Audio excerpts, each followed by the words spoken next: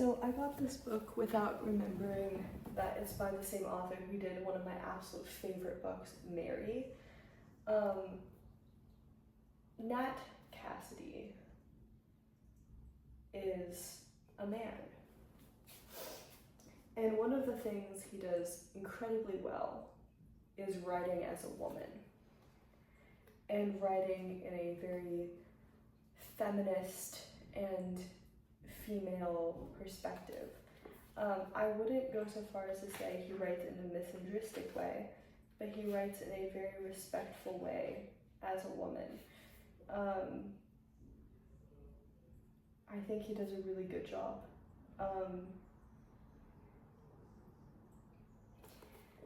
I'll read the back and then I'll explain a little bit more. Anna and Reed needed a lucky break. The horrifically complicated birth of their first child has left Anna paralyzed, bitter, and struggling with mobility, with her relationship, with Reed, and with resentment for her baby. That's all going to change with the words any New Yorker would love to hear: affordable housing lottery. They've won an apartment in Deptford, one of Manhattan's most revered buildings, with beautiful vistas of Central Park and stunning architecture. Reed dismisses disturbing events and Anna's deep unease and paranoia at the price of living in New York. As the price of living in New York, people are odd, but he can't explain the needle-like bite marks on the baby. An author that I've definitely read, Chuck Wending, reviewed it as Nestlings is so effing good, it makes me mad.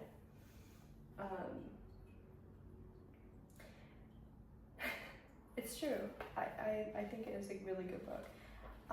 The size is slightly bigger than a normal book. The pages I don't feel needed to be that big. Also, I don't like the way that the text is set up on the page. But the idea of a mother who has been disabled by childbirth, already really complicated, also struggling with postpartum. She feels like she's starting to see and hear things. Her husband isn't really believing her, like he's trying to be supportive, he's trying to believe her, but some of the things she's saying are just like kind of really impossible or improbable. It's just a very believable situation with obviously supernatural elements, because what is coming after their child? What is leaving these marks on their child? What are the weird things that are going on in their building? I just watched the TV show and I don't remember. It was such a good TV show too. This is why I need to get better at memorizing names, because I'm terrible at it. But it was also set in an apartment building, and it was like a mock documentary where this woman was documenting the goings on in her building for an anthropology project, and she ends up finding out that there's a cult in her building, and it's so creepy and so weird. But I just love those world where it's like just one building, like it takes place in this location and you're really always in the location and you're not distracted by the outside world. Like it's just the creepy goings on in the place that you've been set by the author. And I think this book does a really good job of that, because it just kind of puts you into a really uncomfortable new housing situation with a new baby, with a tiny baby that's like screaming and making your life difficult, with your wife who has been paralyzed and it's in a wheelchair and she can't really walk around by herself, and she's dealing with her loss of mobility, and with this husband who is getting really tired from the baby but also from work, and he's trying to survive in New York City with his wife, and everything's expensive and everything's complicated. And it's such a sense of the difficulty and struggle that this family is going through.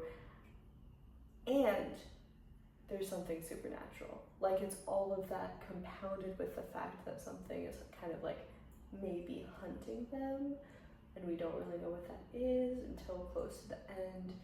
And also, what makes it worse is no one's believing her because she is suffering from postpartum. She does have all this mental health issues, so of course she would be imagining these things. Yeah, it just feels like I wasn't as mad to find out that Nat Cassidy was a man as I was to find out that Grady Hendrix was a man, but I also feel like I went into Nat Cassidy having read like the intro and having read more about the author. With Grady Hendrix, I just went in like totally blind, not knowing. But yeah, I love this book. It's like a good weekend book. Like, it doesn't take a long time to finish it. It's pretty like easy to read, digestible, escapist in a lot of ways. But if you're dealing with any sort of issues with postpartum, children, relationship issues, you might not want to read the book. But if you're okay with all of that, it's definitely a really fun time. Super creepy. I mean, at the bottom of this, there's no place like home, and I feel like that's the perfect kind of summary. Like, because it takes place in the home becomes almost like the enemy. So anyway, yeah, that's my summary. But I do love this book, and Nat Cassidy is a really good writer. I will give him that.